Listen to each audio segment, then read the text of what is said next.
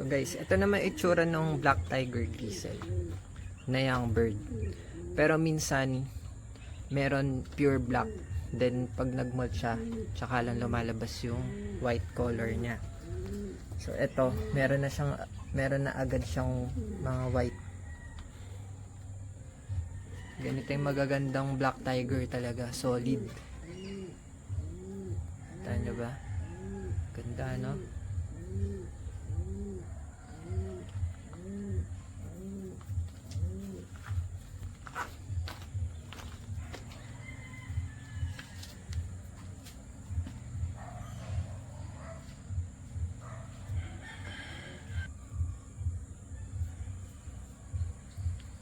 Grabe yung kulay.